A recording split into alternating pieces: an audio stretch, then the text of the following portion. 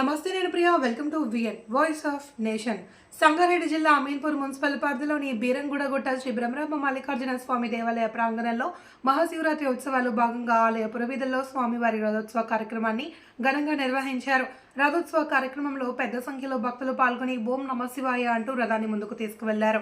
ఈ సందర్భంగా ఆలయ కమిటీ చైర్మన్ సుధాకర్ మాట్లాడుతూ ఉదయం స్వామివారి కళ్యాణం నిర్వహించుకున్న అనంతరం సాయంత్రం స్వామివారి రథోత్సవ కార్యక్రమాన్ని వేలాది మంది భక్తుల నడుమ ఘనంగా నిర్వహించామని అన్నారు. 2 రోజులుగా మహాశివరాత్రి ఉత్సవాల సందర్భంగా మహాశివరాత్రి నాడు సుమారు 5 లక్షల మంది స్వామివారిని దర్శించుకున్నట్లు, భక్తులకు ఎలాంటి అసౌకర్యాలు కలగకుండా సహకరించిన అన్ని శాఖల అధికారులకు, ఆలయ కమిటీ సభ్యులకు, దేవాదాయ శాఖ అధికారులకు ప్రత్యేక కృతజ్ఞతలు తెలిపారు. ఈ కార్యక్రమంలో అమీన్పూర్ మున్సిపల్ కాంగ్రెస్ పార్టీ అధ్యక్షులు శశిధర్ రెడ్డి, ఈవో శశిధర్, మల్లికార్జున్, మల్లేష్, కమిటీ సభ్యులు తదితరులు పాల్గొన్నారు.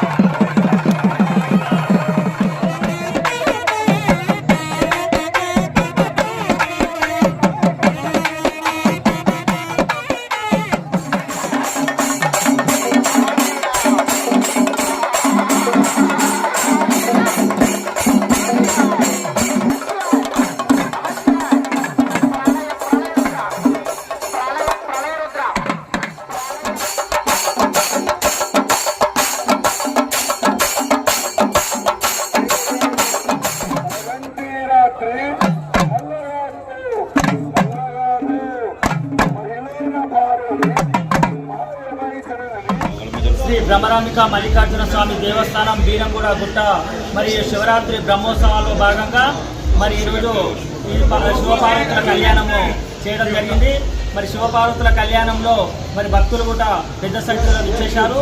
వారికి మరి భక్తులందరూ వారు ఏదైతే మరి ఈ ఓడి బియ్యం కూడా ఇవ్వడం జరిగింది. ఓడి బియ్యం పోసి మరి ప్రతి ఒక్కరు భక్తులు ఆ దేవుని ఓడి బియ్యం అందరూ తీసుకెళ్లారు. ఈ యొక్క ఓడి బియ్యము తీసుకెళ్లిన భక్తులందరికీ మరి మా యొక్క ఈ బ్రహ్మరాంబిక మల్లికార్జున దేవస్థానం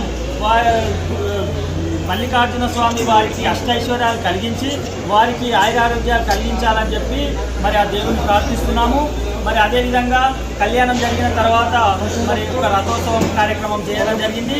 ఈ రథోత్సవ కార్యక్రమాన్ని కూడా భక్తులు పెద్ద సంఖ్యలో విచ్చేశారు. భక్తులు వారు మరి రథోత్సవంలో వారితో పాటు మా యొక్క ఈ కమిటీ కానీ మా యువ గారు కానీ మరి సాంస్కృతిక కార్యక్రమాలు కూడా ఏర్పాటు చేయడం జరిగింది. ఈ సాంస్కృతిక కార్యక్రమాలలో కూడా పెద్ద ఎత్తున ఈ యొక్క కోలాటాలు కానీ, కేరళ బృందం కానీ, మరి ఇంకా కళా బృందాలు కానీ వీటన్నిటితోటి ఈ రథోత్సవం బ్రహ్మాండంగా ఏర్పాటు చేయడం జరిగింది. మరి ఈ రోజుతోటి ఈ కార్యక్రమం ముగిసింది.